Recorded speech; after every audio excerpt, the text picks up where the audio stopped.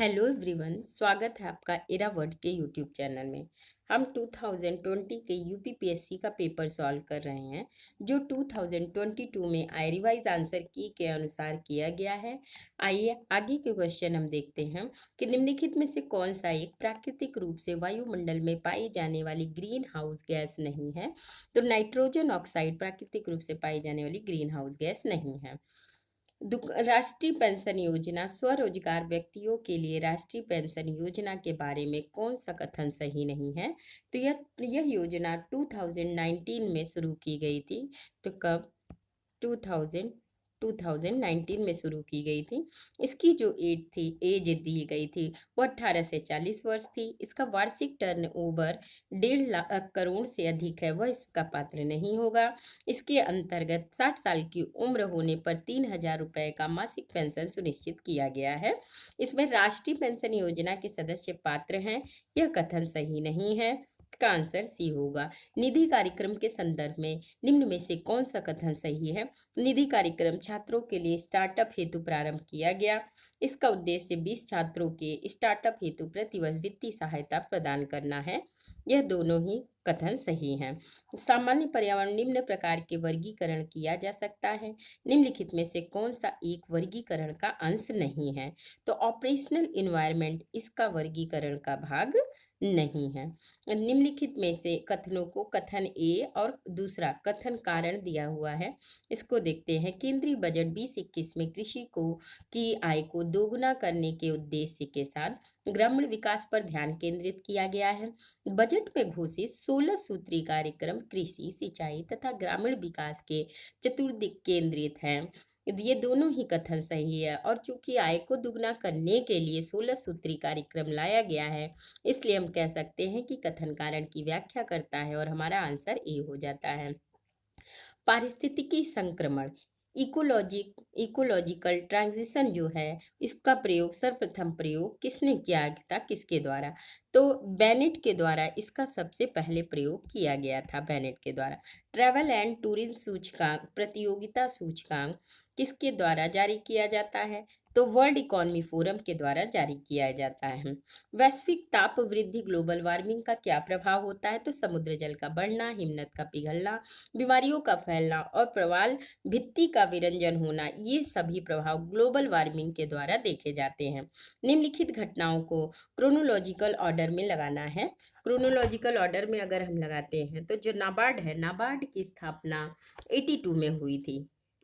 1982 में नाबार्ड की स्थापना हुई थी। सेल्फ हेल्प ग्रुप के लिए जो बैंक लिंकेज कार्यक्रम ले आया गया था वह 1992 में लाया गया था। किसान क्रेडिट कार्ड की बात की जाए तो यह 1998 में आया हुआ था, 98 में। और क्षेत्रीय ग्रामीण बैंकों की बात करें तो 1975 में आया था। इसलिए हमारा जो आंसर हो जाता है वह ए हो जाता है। इसके बाद जो क्वेश्चन है इसे भी क्रोनोलॉजिकल ऑर्डर में हमें लगाना है। तो रियो अर्थ समिट, रियो अर्थ जो हमारा सम्मेलन हुआ था वो 1996 में हुआ था।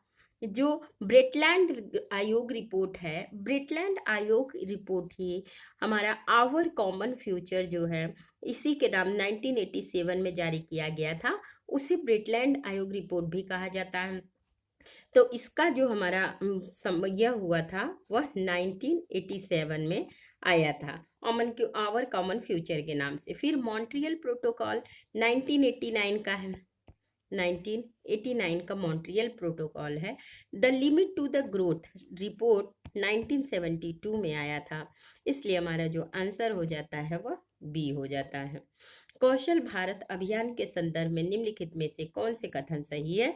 तो कौशल भारत अभियान की शुरुआत प्रधानमंत्री मोदी ने जुलाई 2015 में की थी। इस अभियान का मुख्य उद्देश्य भारत में युवाओं को सूचना तकनीकी में प्रशिक्षित करना है। इसका जो कथन 1 है बस वही सही है, दूसरा कथन सही नहीं है। चंबल परियोजना, चंबल अभ्यारण्य, राष्ट्रीय चंबल अभ्यारण्य में से निम्नलिखित में से किस राज्य का हिस्सा नहीं है? तो चंबल परियोजना हरियाणा राज्य का हिस्सा नहीं है।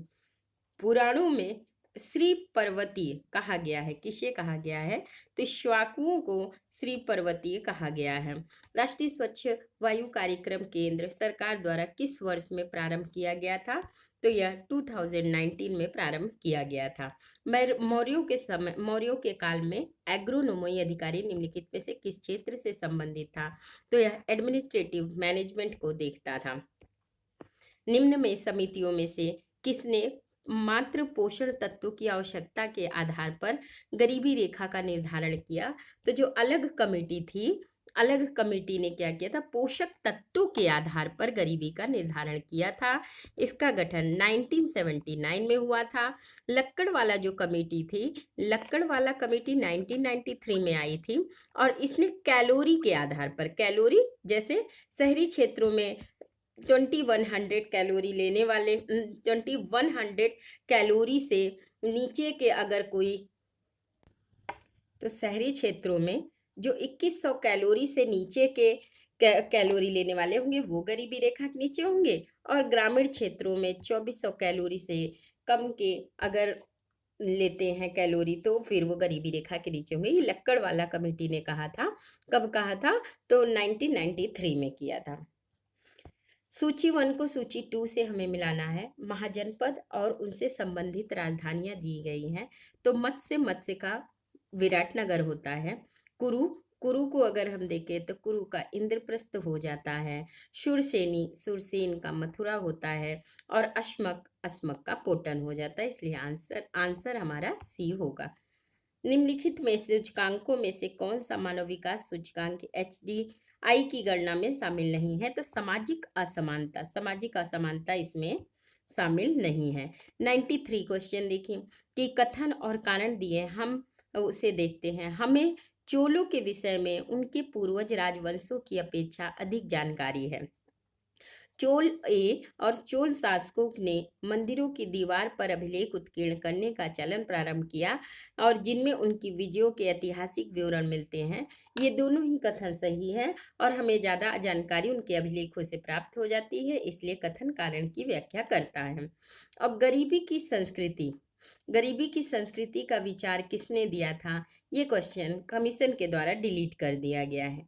निम्नलिखित में से किस भारतीय पुरातत्ववेत्ता ने पहली बार भीमबेटका गुफा को देखा और उसके शैल चित्रों के प्रागैतिहासिक महत्व को खोजा? तो BS वाकंकर जो है, उन्होंने भीमबेटका के शैल चित्रों के प्रागैतिहासिक महत्व को खोजा था।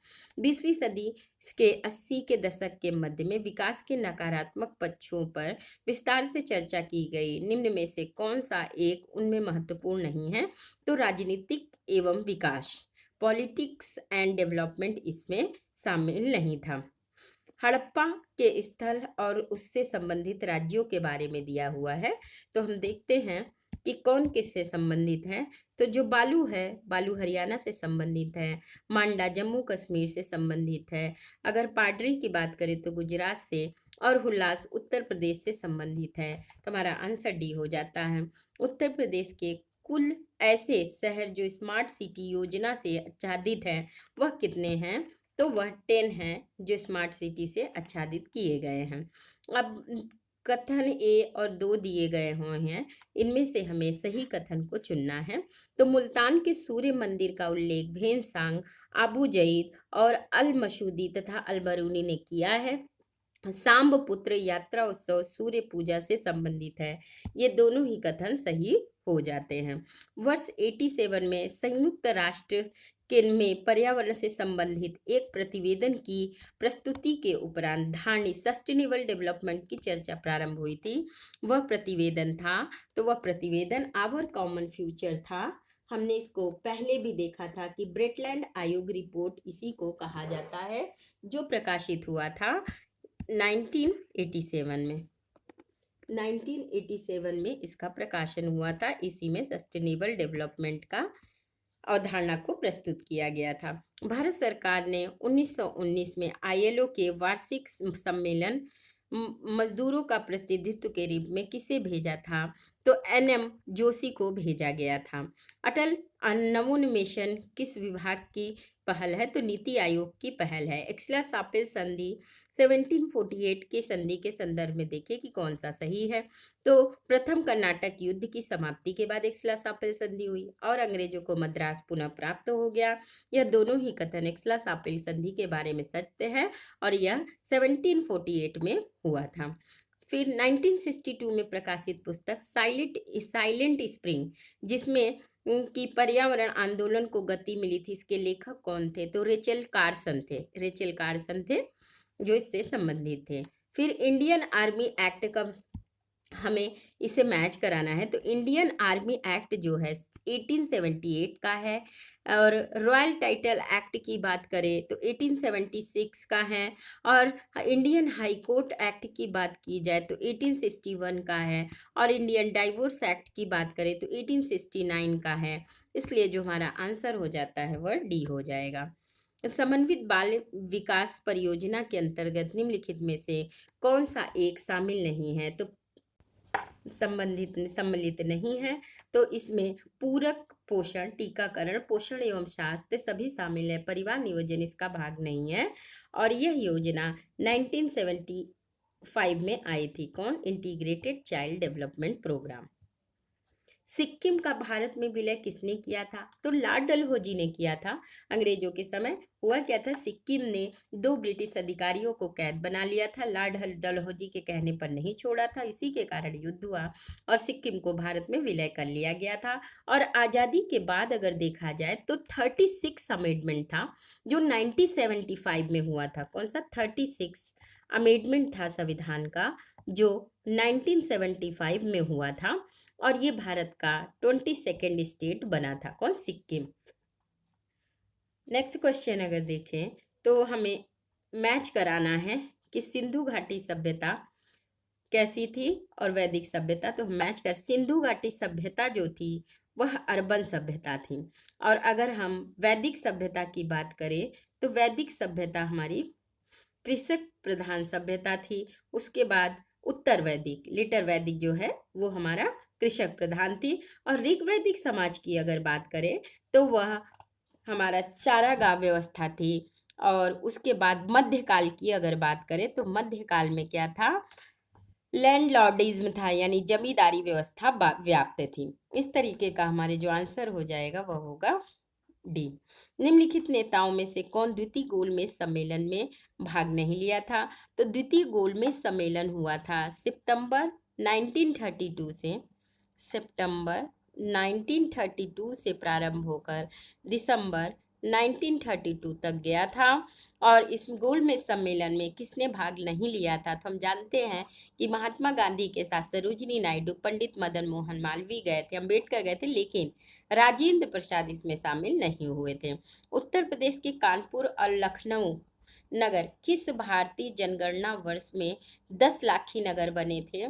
तो 1971 और 1981 में ये दोनों 10 लाखी नगर बने थे। नेक्स्ट हमें बुक को मैच कराना है उनके लेखकों से। तो the story of my deportation, इसे देखें तो इसे लिखा था हमारे लाला लाजपत राय ने। गीता रहस्य की बात की जाए तो गीता रहस्य बाल गंगाधर तिलक के द्वारा लिखी गई थी। A nation in making Surendra Nath Banerjee की थी। इंडिया विंग्स फ्रीडम यह मौलाना अबुल कलाम आजाद की थी। तो हमारा आंसर हो जाता है ए। नेक्स्ट देखें तो इसे भी मैच कराना है कि जजमानी प्रथा हमारा नॉर्थ इंडिया से रिलेटेड था। 12 बलूट का जो संबंध था वह महाराष्ट्र से था और मिरासी का संबंध देखा जाए तो मिरासी कर्नाटका से संबंधित था और जो अडाडे था वह तमिलनाडु से संबंधित था। इसलिए आंसर हमारा बी। निम्न में से लिखित में से कौन सा 1755 में दिल्ली गोल्ड मैसूर में एक आधुनिक शस्त्रागार की स्थापना करता है? तो यह स्थापना हैदर अली ने की थी। सर्वप्रथम सीमांत व्यक्ति मार्जिनल मैन की संकल्पना किसने प्रतिपादित की थी? तो रॉबर्ट ई पार्क ने सर्वप्रथम सीमांत व्यक्ति की अवधारणा दी थी। कथन और कारण देखें कि ब्रिटिश सरकार ने भारत के अलग अलग भागों में भू राजस्व की अलग अलग व्यवस्था लागू की थी। इससे भारतीय किसानों में अलग अलग वर्ग बन गए थे। बिल्कुल कथन कारण की व्याख्या करते हैं, इसी उद्देश्य उन्होंने अलग अलग किया था। निम्नलिखित में से कौन सा एक वन्य प्राणियों के विलुप्तीकरण के प्रमुख कारण नहीं है? यह कमीशन के द्वारा डिलीट कर दिया गया था। निम्नलिखित ग्रंथों पर विचार कीजिए और उन्हें क्रोनोलॉजिकल ऑर्डर में लगाइए। तो क्रोनोलॉजिकल ऑर्डर में लगाने पर हमें आंसर इसका डी मिलता है। भारत में अगस्त 2020 में निम्नलिखित स्थानों में कहाँ से रेल संग्रहालय राष्ट्र को समर्पित किया गया था? रेल संग्रहालय तो यह हुबली में समर्पित किया गया था। जुलाई 20 में निम्नलिखित में से कौन सा मंगल मिशन प्रक्षेपित करने वाला पहला अरब राष्ट्र बन गया था? तो पहला अरब राष्ट्र जो बना था यूएई बन गया था। अब दो कथन दिए हैं, उन्हें हमें सही कथन देखने हैं। तो अकबर ने लड़कों और लड़कियों के विवाह की आयु निर्धारित की थी। हाँ, निर्धारित की थी। अकबर ने लड़कियों को अभिभावक के दबाव से अलग स्वयं की इच्छा से विवाह करने की स्वतंत्रता दी थी। यह कथन अकबर द्वारा नहीं कहा गया, इसलिए ओनली वन आंसर हो जाएगा। भारत में निम्नलिखित पड़ोसी देशों में से किसने जुलाई 2020 में सोशल मीडिया के लिए मुफ्त इंटरनेट सेवा पर प्रतिबंध लगाया था? तो ऐसा करने वाला देश बांग्लादेश था। हम अधिकारी और विहित कर्तव्यों की मैच कराते हैं। तो जो दीवानी तन था, दीवाने तन व जागीर व वेतन को देखता था। मुस्तारफी की बात करें तो राज्य की आय और व्यय का निरीक्षण करता था। मुशरीफ की बात की जाए तो कार्यालयों को संभालने के लिए कार्य करता था। वाक्यान्वयन की बात करें तो प्रमुख घटनाओं व फरमानों को सूचीबद्ध करता था। इसलिए हमारा आंसर बी हो जाता है। इंडिया इंडिया आइडिया समिट जो हुआ था तो 2020 में, उनमें कथनों में कौन सा सही है? इसे अमेरिका भारत व्यापार परिषद द्वारा वस्तुतः 22 जुलाई 2020 को आयोजित किया गया था। सही है। और इसकी जो थीम थी भारत का सशक्तिकरण थी, नहीं, इसकी थीम थी बेहतर भविष्य का निर्माण करना। इसलिए ओनली वन आंसर हो जाता है।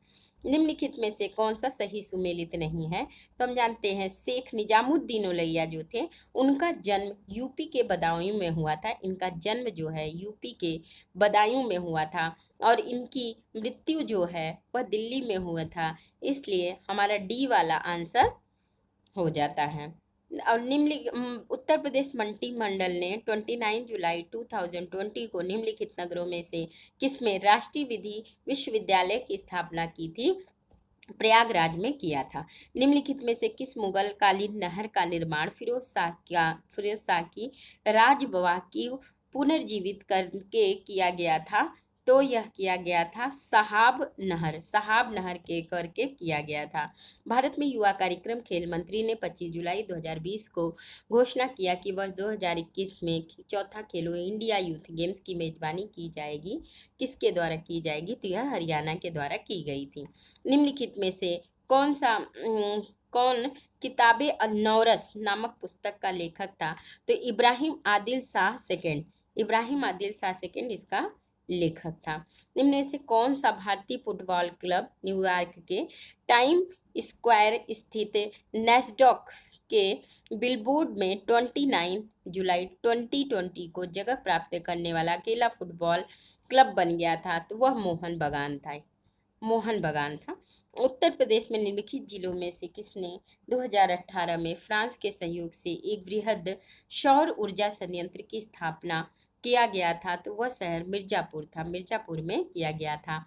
भारत की पहली किसान रेल किन दो स्टेशनों के बीच 8 अगस्त 2020 को अपनी यात्रा प्रारंभ की थी? तो देवालाली महाराष्ट्र से दानापुर बिहार तक के लिए संचालित किया गया था। जनवरी 20 में प्रदेश में कितने और स्थलों को रामसर साइट में शामिल किया गया था? तो उस समय की करंट न्यूज थी और 6 को शामिल किया गया था। यह जो हमारा ईस्ट एशिया समिट है वह सिंगापुर में ना होकर यह बैंकॉक में हुआ था। इसलिए हमारा आंसर ए हो जाता है। निम्नलिखित जनजातियों में कौन सा भारत के अंडमान और निकोबार द्वीप समूह से की मूल निवासी नहीं थे? तो हम जानते हैं कि रेंगमा जो है वह नागालैंड की नागालैंड के मूल निवासी थे, इसलिए हमारा जो आंसर हो जाता है बी हो जाता है। भारत में निम्नलिखित राज्यों में किसमें कोविड-19 अवधि में पहली बार ई लोक अदालत प्रारंभ हुई थी? तो छत्तीसगढ़ में प्रारंभ हुई थी। निम्नलिखित में से कौन सी एक नदी हिमालय पार ट्रांस हिमालय नदी है? तो सतलज नदी ट्रांस हिमालय नदी में आती है। भारत सरकार द्वारा जुलाई 2020 में बाघों की गणना 2018 पर जारी विस्तृत प्रतिवेदन के संदर्भ में कथन सही है। भारत में विश्व में कुल बाघों का 70% है और भारत में लगभग 30% बाघ अभयारण्यों के बाहर रहते हैं। ये दोनों ही कथन सही हैं, इससे हमारा आंसर सी है। निम्नलिखित में से कौन सा सुमेलित नहीं है? तो जो खस जनजाति है वह अरुणाचल प्रदेश से संबंध न रखकर यह असम और मेघालय से संबंध रखती है, साथ ही बांग्लादेश से भी, इसलिए इसका आंसर अरुणाचल प्रदेश गलत हो जाता है और आंसर सी होगा। निम्न में से किसमें ग्लोबल वैक्सीन सम्मेलन 4 जून 2020 को मेजबानी की थी? तो यूनाइटेड किंगडम ने किया था। यहाँ पर हमें झील और उसकी अवस्थिति को मैच कराना है, तो जो साला लेक है वह अरुणाचल प्रदेश से संबंधित है और बड़खल झील की बात करें तो हरियाणा से, लोकटक झील मणिपुर से और कालीवेली झील की बात करें तमिलनाडु से संबंधित है, इसलिए हमारा आंसर ए हो जाता है। रक्षा मंत्रालय भारत सरकार द्वारा अगस्त 2020 में प्रारंभ किया गया सार्थक निम्नलिखित में से किससे संबंधित है? तो यह अपतटीय गश्ती जहाज ऑफशोर पेट्रोल वेसल से संबंधित है। नीचे कथनों को कथन ए और कारण आर को देखना है।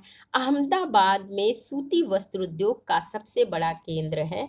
नहीं, ये कथन गलत है क्योंकि अहमदाबाद सेकंड लार्जेस्ट है और जो हमारा फर्स्ट लार्जेस्ट हो जाता है वह मुंबई है, न कि अहमदाबाद। मुंबई होने के कारण ये कथन गलत होता है। और अहमदाबाद भारत में प्रमुख कपास उत्पादक क्षेत्र में स्थित है, इसलिए इसे कच्चा माल की कोई समस्या नहीं होती, ये भी कथन है, लेकिन वह सेकेंड लार्जेस्ट होने के कारण कथन ये गलत हो जाता है और आंसर डी हो जाएगा। निम्नलिखित में से किस राज्य सरकार ने पशु किसान क्रेडिट योजना प्रारंभ किया वर्ष 2020 में? तो हरियाणा सरकार ने योजना प्रारंभ की थी।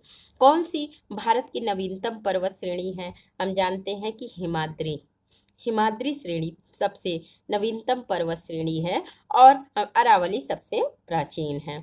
27 जुलाई 2020 को प्रधानमंत्री ने निम्नलिखित में से किस स्थान पर कोविड-19 परीक्षण के लिए 3 नई भारतीय चिकित्सा अनुसंधान परिषद ICMR उच्च श्रेणी परीक्षण प्रयोगशाला का वस्तुतः उद्घाटन किया था? तो कोलकाता, नोएडा और मुंबई में किया गया था। हमें राष्ट्रीय उद्यान और उससे संबंधित स्थानों को मैच कराना है, तो हम जानते हैं इसके जो आंसर हैं वह कमीशन के द्वारा डिलीट कर दिए गए हैं। उत्तर प्रदेश में निम्नलिखित में से किस हवाई अड्डे को भारत के केंद्रीय मंत्रिमंडल ने 24 जून 2020 को अंतर्राष्ट्रीय का दर्जा स्वीकृति दिया था? तो कुशीनगर एयरपोर्ट को अंतर्राष्ट्रीय एयरपोर्ट का दर्जा दिया गया था। खनिज और उससे उत्खनिज शहरों की बात की जाए तो कह रहा है कि नीचे दिए गए में कौन सा इसमें सुमेलित नहीं है। हम देखते हैं कि कौन सा सुमेलित नहीं है। तो तांबा जो है वह चित्रदुर्ग से संबंधित न होकर यह राजस्थान के खेतरी के खान से संबंधित है। इसी तरीके से मैग्नीज जो भीलवाड़ा दिया है, मैग्नीज का संबंध उड़ीसा से है क्योंकि उड़ीसा लार्जेस्ट मैग्नीज प्रोड्यूसर राज्य हो जाता है जो कुल प्रोडक्शन का 37% रखता है, इसलिए हमारा आंसर सी हो जाएगा। निम्नलिखित में से किस देश को 2021-22 के लिए संयुक्त राष्ट्र सुरक्षा परिषद के अस्थायी सदस्य के रूप में जून 2020 में नहीं चुना गया था? तो उस समय जो लिस्ट आई थी उसमें कनाडा शामिल नहीं था। इस प्रकार से कमीशन के आंसर के अनुसार हमने 150 क्वेश्चनों को सॉल्व किया। धन्यवाद।